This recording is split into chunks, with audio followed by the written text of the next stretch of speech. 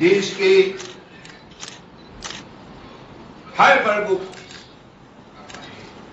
आगामी दिनों में भारत को आत्मनिर्भर भारत बनाने के लिए दुनिया के प्रमुख सबसे बड़े अर्थव्यवस्था बनाने के लिए, विकसित राष्ट्र बनाने के लिए जो बजट प्रस्तुत की है, इससे गरीब हो, किसान हो, महिला हो या युवा हो, सभी वर्गों को आगे बढ़ाने के लिए इस बजट में पॉलिसी अनाउंस की गई है।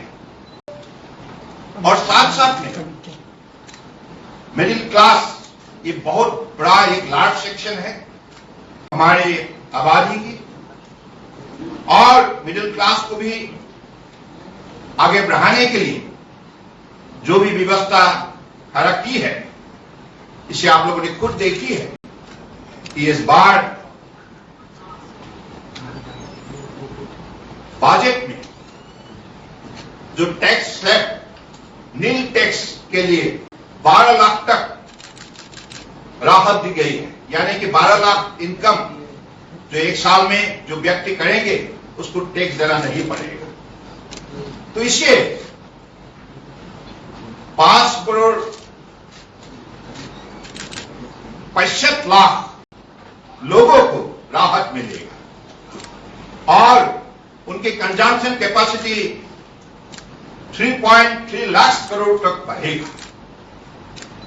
और साथ साथ में फार्मर्स के लिए आपने बजट में देखा है कि देश के अंदर जिस जिले में उत्पादन कम होते हैं अलग अलग कारणों के लिए, उस 100 जिले को इस विषय पर विशेष रूप से प्रमुखता दी जाएगी और किसानों के लिए सभी सॉइल टेस्ट से लेकर इरिगेशन से लेकर सभी व्यवस्था खड़ा की जाएगी, जिससे उनको भी अलग अलग देश के जिले के साथ उत्पादन शक्ति बढ़ाने के लिए मौका मिलेगा।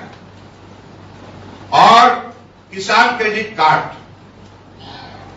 7.5 करोड़ लोगों का पास है, उनको भी अपने जो लोन लिमिट पहले 3 लाख तक थे, अभी 5 लाख तक बढ़ाया गया है। और साथ साथ में हमारे आप लोगों ने देखी है कि नॉर्थ ईस्ट में किसानों के लिए horticulture, agriculture, all kind of cultures के लिए 12.5 lakh metric ton production capacity के लिए नामरूप में 4th फर्टिलाइजर प्लांट वहां स्टैब्लिश किया जाएगा। इससे सिर्फ असम का ही, नॉर्थ ईस्ट का ही किसानों के लिए नहीं, पड़ोसी जो देश है, इस पड़ोसी देश के लिए भी ये उत्पादन से भविष्य में हमारी मार्केट की कैपेसिटी बढ़ेगा।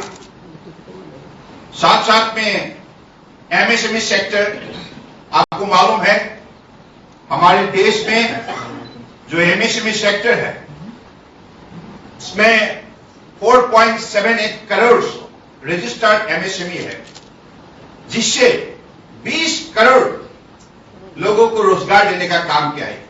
ये इतना बड़ा एक सेक्टर है जिस सेक्टर की जो प्रोडक्शन ये सिर्फ नेशनल मार्केट के लिए नहीं, दुनिया के मार्केट में जगह बनाने का काम करता है। तो इतने बड़े सेक्टर को आगे बढ़ाने के लिए, देश को आत्मनिर्भर बनाने के लिए, मेक इन इंडिया प्रोग्राम को प्रोत्साहित करने के लिए इस बजट में उनके लिए पहले जो 5 करोड़ तक क्रेडिट गारंटी देने का जो व्यवस्था था उसको आप 10 करोड़ तक बढ़ाया गया है। यानी कि एमएसएमई सेक्टर जो छोटा छोटा हमारी इंडस्ट्री है, इस इंडस्ट्रियों को अगर बढ़वा दे तो उनमें रोजगार भी दिया देने का शक्ति बढ़ता है। साथ साथ में अलग अलग हमारे आइटम का मैन्युफैक्चरिंग होते हैं, जिस आइटम सिर्फ देश में ही नहीं दुनिया के बाजार में भी एक अलग सा अपना जगह बनाने का काम करता है। उसी हिसाब से हमारे एसटी एससी जो वुमेन जो पहली बार के लिए एंटरप्रेन्योरशिप बनना चाहते हैं उनके लिए भी 2 करोड़ तक टर्म लोन देने का व्यवस्था रखा गया है। 2 करोड़ तक एसटी एससी का जो भी महिला एंटरप्रेन्योर बनना चाहते हैं तो उनके लिए ये टर्म लोन 2 करोड़ तक देने का व्यवस्था रखा गया है। साथ साथ में हमारे ये जो फुटवेयर जो है, ये फुटवेयर जो लेदर फैक्ट्री है, इस लेदर फैक्ट्री का जो मार्केट विदेश में बहुत बड़ा मार्केट है, उसको भी अगले दिनों में आगे बढ़ाने के लिए वहां विशेष रूप से सरकार की तरफ से कदम उठाया जाएगा, जिससे 22 लाख लोगों को रोजगार मिलेगा। और साथ साथ में हमारे आर्टिफिशियल इंटेलिजेंस के लिए, युवाओं के लिए, आप सबको मालूम है आज दुनिया में आर्टिफिशियल इंटेलिजेंस के द्वारा जो विकास के रास्ते पर कदम उठाने के लिए जो भी अलग अलग देश ने निर्णय ली है और आर्टिफिशियल इंटेलिजेंस को जिस हिसाब से बढ़वा दी गई है और युवाओं को इस विषय पर विशेष सुविधा उपलब्ध करने के लिए एक इंस्टीट्यूट बनाया जाएगा, सेंटर ऑफ एक्सीलेंस, 500 करोड़ लागत से। और आप सबको मालूम है कि मैरीटाइम डेवलपमेंट फंड 25,000 करोड़, यानी कि इस फंड के जरिए भविष्य में हमारा मैरीटाइम इंडस्ट्री को बढ़ावा मिलेगा।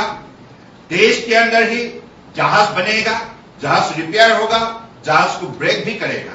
यानी कि इस सेक्टर में पहले हम दुनिया के प्रमुख देश की सूची में थे नहीं, और अब परम आदरणीय प्रधानमंत्री जी के नेतृत्व में मैरीटाइम सेक्टर को बढ़ावा देने के लिए पिछले 10 साल में जो कदम उठाए गए, इसके वजह से आज आप लोगों ने देखा है इस सेक्टर में अलग अलग वर्टिकल में अपना दुनिया में जगह बनाने का काम किया है और इससे बहुत लाखों से अधिक रोजगार मिलते हैं।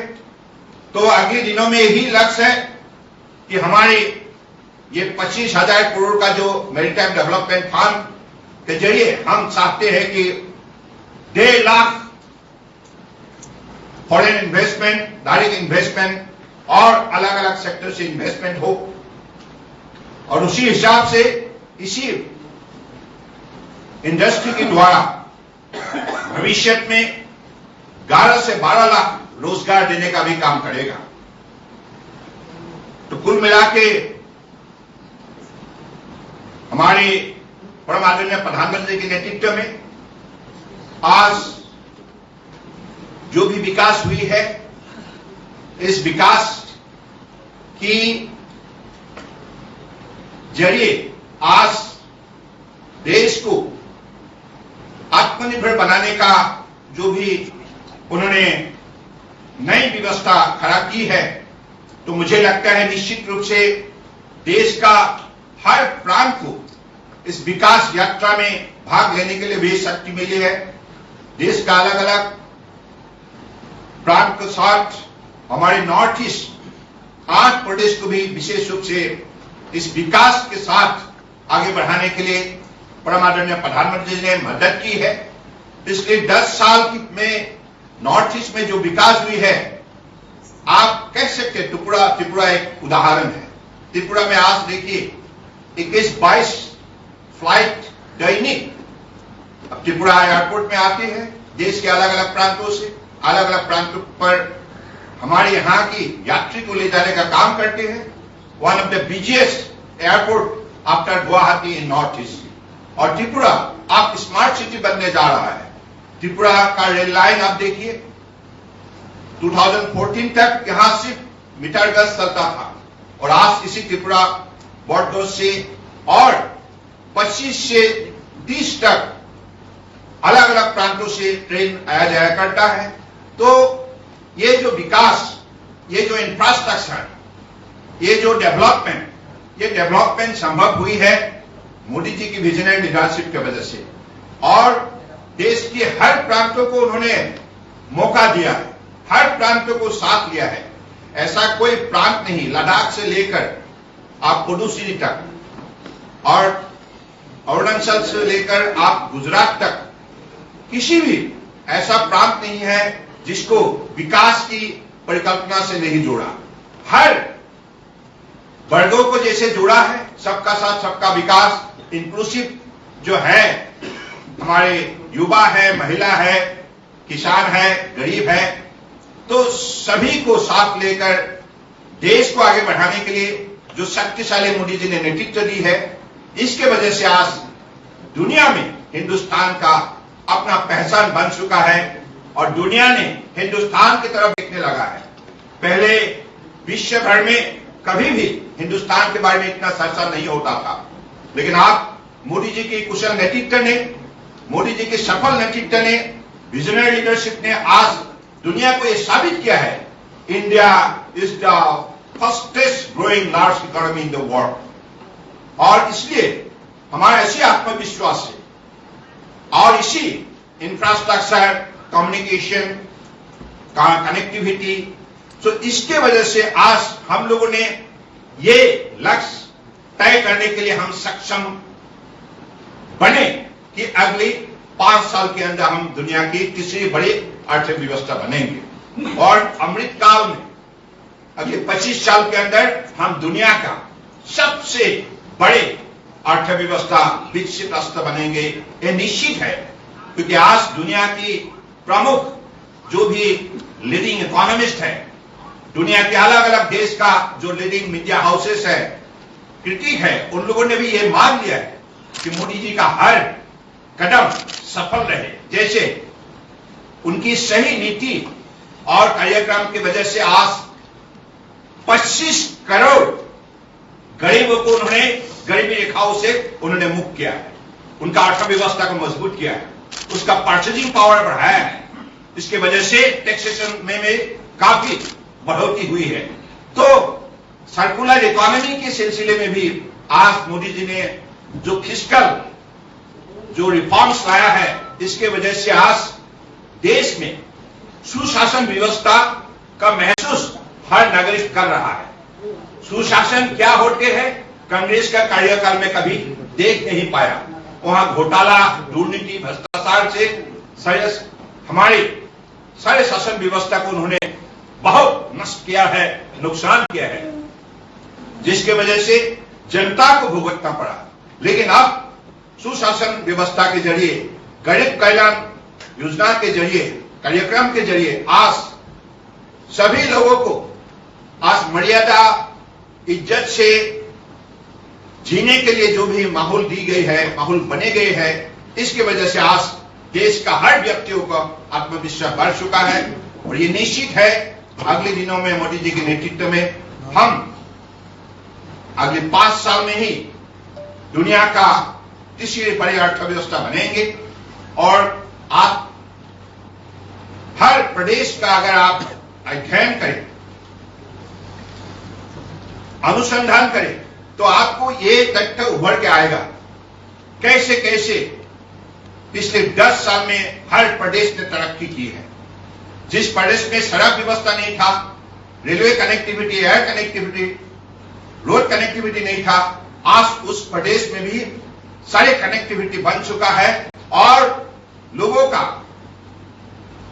जो उत्पादन शक्ति 2 गुना बढ़ चुका है। और कैपेसिटी एनहांसमेंट्स के वजह से आज हर नागरिक को जो आत्मविश्वास मिली है और हर नागरिक खुद देखी है कि देश की हर पल आज मोदी जी ने समाज के लिए, देश के लिए निष्ठापूर्वक उन्होंने दी है और जिसके वजह से आज देश जाग उठा है। तो नॉर्थ ईस्ट पे तो मैं कहूंगा आज त्रिपुरा विशेष रूप से इंटरनेट कनेक्टिविटी के सिलसिले में तीसरे स्थान में है और आज त्रिपुरा जो प्रदेश पहले सरसा में नहीं थे, आज त्रिपुरा दुनिया का एक सरसा का बिंदु बन चुका है। कटहल हो या अनारस हो, अलग अलग यहाँ की उत्पादित जो भी एग्रीकल्चर प्रोडक्ट हो, हॉर्टिकल्चर प्रोडक्ट हो, आज दुनिया का बाजार कब्जा करने में सफलता प्राप्त की है। यानी कि globally Tripura become one of the very important center and ultimately the finished product of Tripura could able to create the global market, space in the global market. तो इसलिए आज त्रिपुरा में जलमार्ग में भी काफी विकास हो रहा है। गोमती नदी में जो भी 8 टर्मिनल बन चुका है, हम बांग्लादेश होके त्रिपुरा को ग्लोबल कनेक्टिविटी देने के लिए मोदी जी का निर्देश है। और आपका दुम्बुर जो लेक है, इस लेक में भी हम भविष्य में उनको अलग अलग वाटर स्पोर्ट्स से लेकर cruise, river cruise, lake cruise, सभी व्यवस्था को आगे बढ़ाने के लिए हमारा मंत्रालय से भी कदम उठाया गया है। तो इसलिए मैं चाहूंगा कि आप सब इस विषय पर विशेष रूप से सहयोग करें और हमारी जो बजट, ये बजट स्पेशल बजट है, डिसिसिव बजट है, जिससे आज देश की हर वर्गों को इस बजट के जरिए अपने जीवन को आगे बढ़ाने के लिए सबको मौका मिली है और सब लोग देश को आत्मनिर्भर बनाने के लिए अपने योगदान देने के लिए भी आज इस बजट ने प्रोत्साहित की है। धन्यवाद।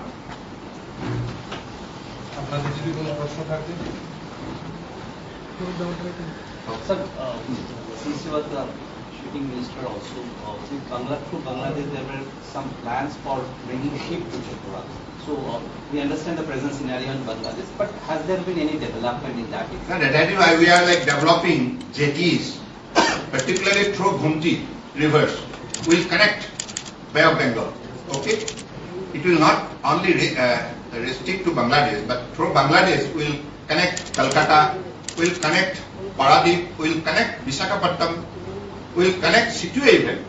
So because we want to give global connectivity, because Tripura is a very, very important fertile state in our country, and Tripura has the ability to produce a lot of goods which has create the global market for the country.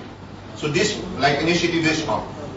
Just want to cross check. When speaking on the MSME sector, you said that 4.28 crore registered MSME workers, organizations, have given employment to 20 crore people. Is that right, sir?